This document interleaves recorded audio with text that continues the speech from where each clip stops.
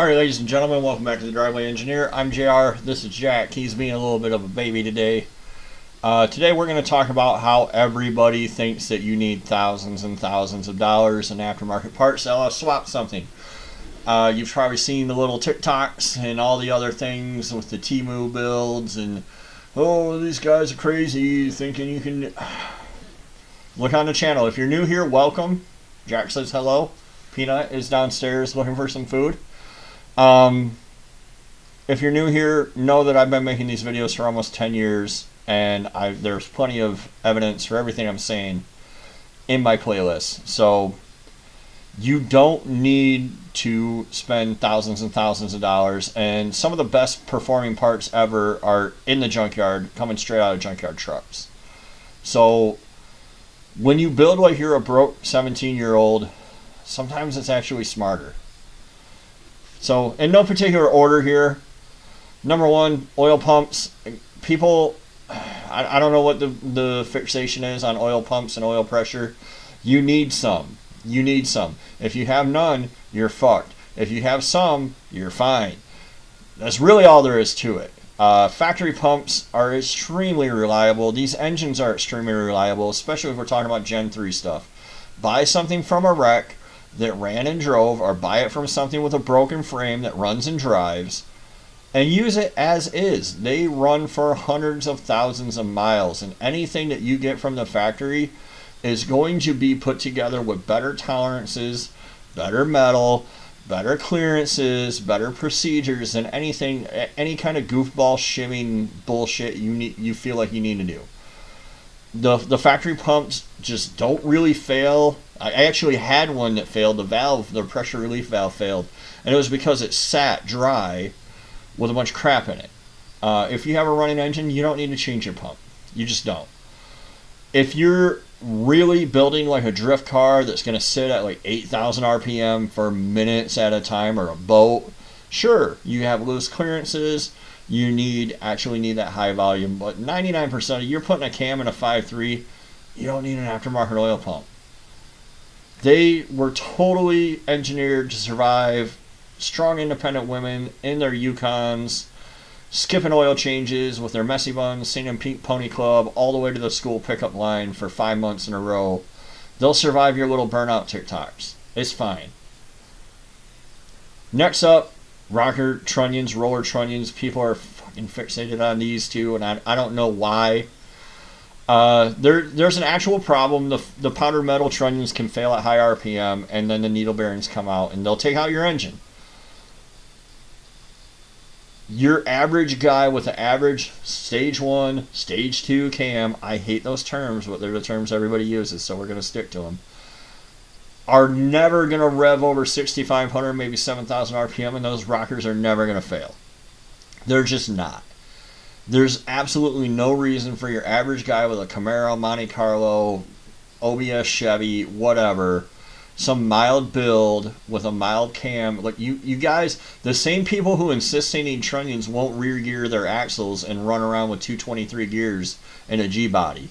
So you don't need fucking trunnions, because you're not revving that thing geared to go 5 million miles an hour at 400 RPM to 7,000 RPM anyway.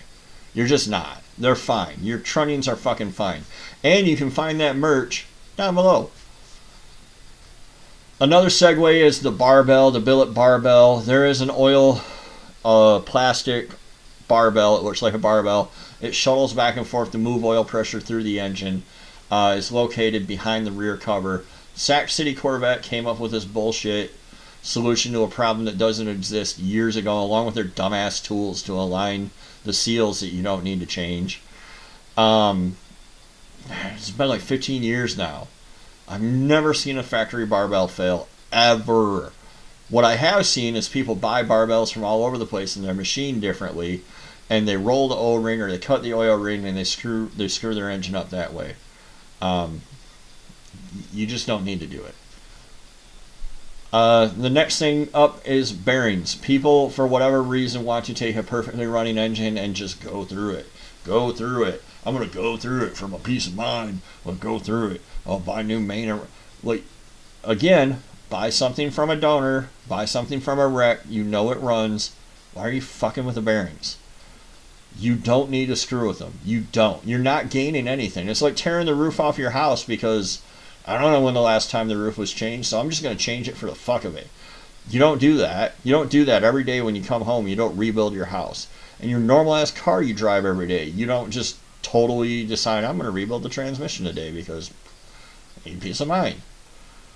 You don't rebuild engines because you told them to. You rebuild engines because you have some kind of evidence, some kind of concrete proof that you need to. You got a rattle, you got no oil pressure, you got a bunch of glitter in your oil pan. Even then I would say don't. Just go get another $300 engine. Like, this shit's insane. One that a lot of people won't go for, but I will, is fuel pumps. If you get like a Vortec OBS truck, like a 96 to, they actually ran to 2000 and 3/4 tons, those EP381 pumps run the correct pressure for an LS. If you have like an older, like a C10 or whatever. And those pumps work fine. They're probably in the truck next to the truck you're pulling the engine out at the junkyard. You can get it for like $8. Another option is the Chemso pumps. Been using them for years. 340, they're like $40 now. You don't need some $700 triple Walbro Hellcat GTR SV fucking pump. Like, to go make 300 tire, you don't with your 5.3. You just don't. This is probably the biggest one, is your computer, your factory PCM versus a Holley or Haltech, or I don't know who all's doing them nowadays. You're probably not special, and you're probably not changing a bunch of shit. Like, number one, if you go on the Holley forums and the Holley groups before you buy one, you'll find everybody asking, who can tune my shit for me, because I still can't tune my shit for me. Number one, they don't self-tune. They don't do their own thing. You don't just plug it in. I don't care if it's a Sniper, a Terminator, a Dominator. I don't care if it's a throttle body. I don't care if it's multi-port. You have to know how to tune. Unless you don't. Unless you just accept the fact that I'm just going to pay somebody to tune for me. In which case, there are multitudes of tuners out there. You can go to PCMs by Flanders. You can go to Andy Bryant at LS Specialties. You can go to LT1 Swap. That guy will program them for you for like $100. Like, you don't need to buy a laptop. You don't need to learn a skill. I know that you think that your mom told you you're fucking special and you're unlike all other children, and you might be because you're dense in the fucking head. But you really just have, again, a stock-ass truck motor with some springs and a fucking cam, and you're not that different. I don't care if your cam is a Donkey Dick 9000 instead of a sloppy stage 2, so it has 231 degrees of duration.